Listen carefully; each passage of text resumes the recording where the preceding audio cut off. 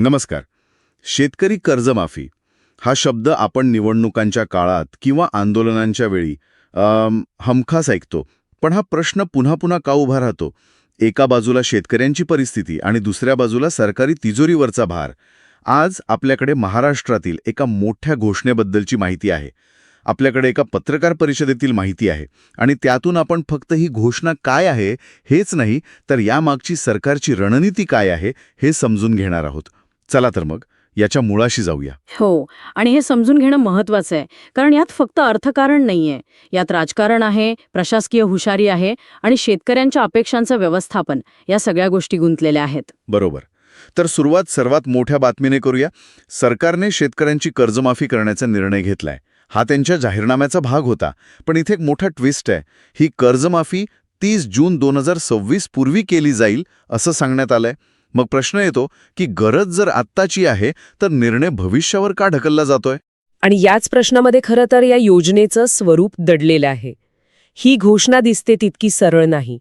सरकारने कर्जमाफी लगेच न देता त्यासाठी प्रवीण परदेशी यांच्या अध्यक्षतेखाली एक समिती नेमली आहे. अच्छा, म्हणजे यात एक प्रशासकीय हुशारी आहे म्हणायचं. ती नेमकी काय आहे हे जरा सोपं करून सांगता का? नक्कीच.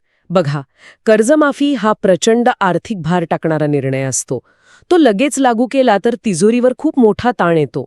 समिती नेमल्यामुळे सरकारला 2 गोष्टी साध्य करता येतात. एक म्हणजे कर्जमाफीचा अभ्यास करण्यासाठी, त्याचे निकष ठरवण्यासाठी वेळ मिळतो. आणि दुसरी, जी जास्त महत्वाची आहे, ती म्हणजे ही जबाबदारी विभागली जाते. म्हणजे हा एक प्रकारे वेळकाढूपणा नाहीये? तो एक धोका असतोच. अनेकदा अशा समित्या म्हणजे फक्त वेळकाढूपणा ठरतात. अहवाल येईपर्यंत मूळ प्रश्नाची तीव्रता कमी झालेली असते. पण या समितीकडे फक्त निकष ठरवण्याचं काम नाहीये, दुसरं एक महत्वाचं कामही आहे. हो, ते म्हणजे शेतकरी पुन्हा पुन्हा कर्जाच्या सापळ्यात का अडकतो यावर दीर्घकालीन उपाय सुचवणे. पण हे तर प्रत्येक कर्जमाफीच्या वेळी बोललं जातं. यात नवीन काय आहे? बरोबर, हाच कळीचा मुद्दा आहे. या आधीच्या कर्जमाफी योजनांनी तात्पुरता दिलासा दिला, पण मूळ जो रोग आहे तो तसाच राहिला. त्यामुळे शेतकरी पुन्हा कर्जबाजारी झाला. जर ही समिती खरोखरच या चक्राची कारणं शोधून त्यावर ठोस उपाय सुचवणार असेल तरच या कर्जमाफीचा काहीतरी अर्थ आहे. नाहीतर ही सुद्धा इतिहासाची पुनरावृत्ती ठरेल. म्हणजे एका बाजूला भविष्यासाठी समिती नेमली आहे आणि दुसरीकडे शेतकऱ्याची आजची गरज आहे. यावर सरकारने काय विचार केलाय? कारण पेरणीसाठी तर आज पैसे हवेत. हो, आणि इथेच या योजनेचा दुसरा आणि खरं तर अधिक महत्वाचा भाग समोर येतो. म्हणजे ही तातडीची मदत? सरकारने हे ओळखलं आहे की कर्जमाफीच्या घोषणेने पोट नाही भरणार. रब्बीच्या पेरणीसाठी शेतकऱ्याच्या हातात रोख रक्कम हवी. अगदी. यासाठी सरकारने तातडीच्या मदतीची एक वेगळी योजना आखली आहे. आकडेवारी पाहिली तर 8,500 कोटी रुपयांची मदत जाहीर झाली. त्यातले 6,000 कोटी शेतकऱ्यांच्या खात्यात जमाही झाले आहेत. आणि पुढच्या काही दिवसात आणखी 11,000 कोटी रुपये थेट खात्यात जमा होणार आहेत. यावेळेच्या गणिताला खूप महत्त्व आहे.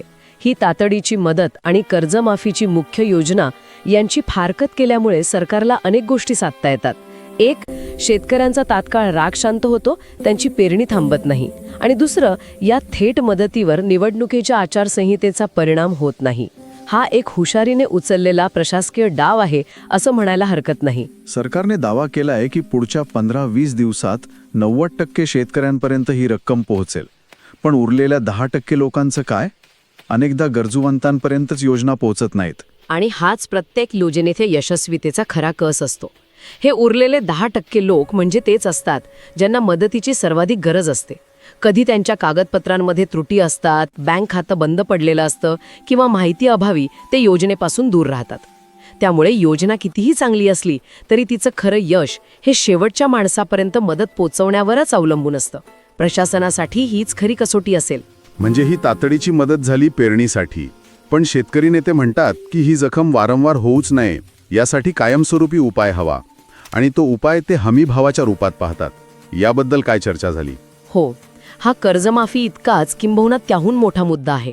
शेतकऱ्यांची प्रमुख मागणी होती की कृषी उत्पादनांना योग्य हमीभाव म्हणजे MSP मिळावा. पण हा हमीभाव मिळण्यात नेमकी अडचण काय येते?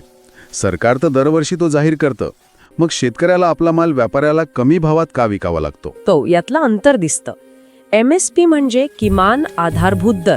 या दरापेक्षा कमी किमतीत शेतकऱ्याचा माल खरेदी केला जाऊ नये हा त्यामागचा हेतू. पण प्रत्यक्षात काय होतं?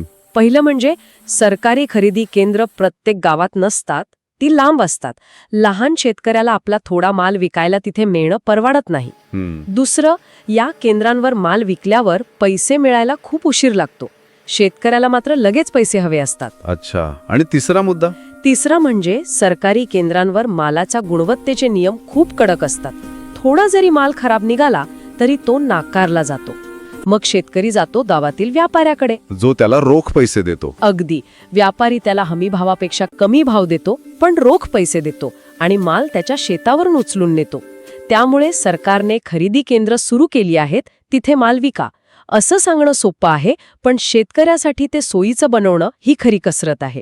म्हणजे कर्जमाफी हा समस्येच्या एका भागावरचा उपाय आहे, पण जोपर्यंत मालाला योग्य भाव मिळत नाही तोपर्यंत शेतकरी कर्जाच्या चक्रातून बाहेर पडणं खूप कठीण आहे. कर्जमाफी ही लक्षणं बरी करण्यासारखं आहे, पण खरा रोग बाजारभावाचा आणि विक्री व्यवस्थेचा आहे. आता या सगळ्या योजनांसाठी पैसा कुठून येणार हा सगळ्यात मोठा प्रश्न आहे. यावर पत्रकार परिषदेत स्पष्टपणे कबुली देण्यात आली. मुख्यमंत्र्यांनी मान्य केलं की सरकारची आर्थिक स्थिती नाजूक आहे. आणि ही कबुली देणं हे सुद्धा एक महत्त्वाचं राजकीय विधान आहे. यातून सरकार हे दाखवण्याचा प्रयत्न करतं की आम्ही आर्थिक अडचणीत असूनही शेतकऱ्यांसाठी एवढा मोठा निर्णय घेतोय. यातून एक सहानुभूतीची भावना निर्माण होते. आम्ही शब्द दिलाय आणि तो आम्ही हाल अपेष्टा सोसून पाळणार आहोत असा एक संदेश यातून दिला जातो. पण मग पैसा उभा कसा करणार? याचा भार दुसऱ्या कोणत्या योजनांवर पडू शकतो? नक्कीच पडू शकतो. एवढी मोठी रक्कम उभी करायची म्हणजे कुठेतरी कात्री लावावीच लागणार. अनेकदा अशावेळी शिक्षण, आरोग्य किंवा पायाभूत सुविधांच्या विकासासाठीच्या निधीत कपात केली जाते. किंवा सरकार नव्याने कर्ज काढतं, ज्याचा बोझा अप्रत्यक्षपणे भविष्यात सर्वसामान्य करदात्यांवरच पडतो. त्यामुळे ही कर्जमाफी जरी शेतकऱ्याला मिळत असली तरी तिची किंमत संपूर्ण राज्याला चुकवावी लागते. आणि या घोषणेची शेतकऱ्यांवर काय प्रतिक्रिया उमटली? त्यांना हा दुहेरी डावपेच समजला का? पत्रकार परिषदेतील माहितीनुसार नागपुरात आंदोलन करणाऱ्या शेतकऱ्यांनी या घोषणेनंतर जल्लोष केला. म्हणजे सरकारच्या घोषणेचा जो तात्काळ परिणाम अपेक्षित होता तो साधला गेला. हो, आणि ते स्वाभाविक आहे. कित्येक दिवसांपासूनच्या आंदोलनानंतर जेव्हा सरकारकडून एक ठोस आश्वासन मिळतं तेव्हा आनंद होणं साहजिकच आहे. त्या क्षणी त्या घोषणेमागच्या अटी किंवा तिची लांबलेली मुदत याकडे लक्ष जात नाही. ती एक भावनिक प्रतिक्रिया असते. पण खरी कसोटी पुढे आहे. जेव्हा समितीचे निकष समोर येतील तेव्हा या योजनेचं खरं स्वरूप स्पष्ट होईल. जल्लोष करणारा प्रत्येक शेतकरी या योजनेच्या कक्षेत बसेलच असं नाही. तर या सगळ्या माहितीचा सार काढायचा झाला तर असं म्हणता येईल की सरकारने एकाच दगडात दोन पक्षी मारण्याचा प्रयत्न केलाय. तातडीची मदत देऊन शेतकऱ्यांचा सध्याचा रोष कमी केला आणि समिती नेमून कर्जमाफीसारखा क्लिष्ट विषय विचारपूर्वक हाताळण्यासाठी वेळ मिळवला. अगदी बरोबर. तर आज आपण पाहिलं की महाराष्ट्रातील शेतकरी कर्जमाफीची योजना ही केवळ एक घोषणा नाहीये, तर एक टप्प्याटप्प्याने राबवली जाणारी विचारपूर्वक आखलेली रणनीती आहे. हो. यात तातडीची आर्थिक मदत, भविष्यासाठी एक समिती आधारित आराखडा आणि आर्थिक वास्तवाची कबुली यांचा समावेश आहे. हो, सरकारने योजना आणि तिची कालमर्यादा तर जाहीर केली आहे, पण या कर्जमाफीचं खरं यश आणि स्वरूप तिच्या निकषांवर अवलंबून असेल. आणि इथेच मी ऐकणाऱ्यांसाठी एक विचार सोडून जाते. प्रवीण परदेशी समिती जेव्हा निकष ठरवेल तेव्हा खरा संघर्ष सुरू होईल. ते निकष काय असतील? 2 हेक्टरपेक्षा कमी जमीन असणाऱ्यांनाच माफी मिळेल का? ठराविक रकमेपर्यंतच कर्ज माफ होईल का? ऊस किंवा फळबागांसारखी नगदी पिकं घेणारे शेतकरी पात्र ठरतील का? या प्रत्येक निकषामुळे काही शेतकरी आत येतील तर काही बाहेर फेकले जातील. तेव्हाच कळेल की या योजनेचा खरा चेहरा काय आहे आणि तिचे लाभार्थी नेमके कोण आहेत. या तपशिलांमध्येच या घोषणेचं भविष्य दडलेलं आहे.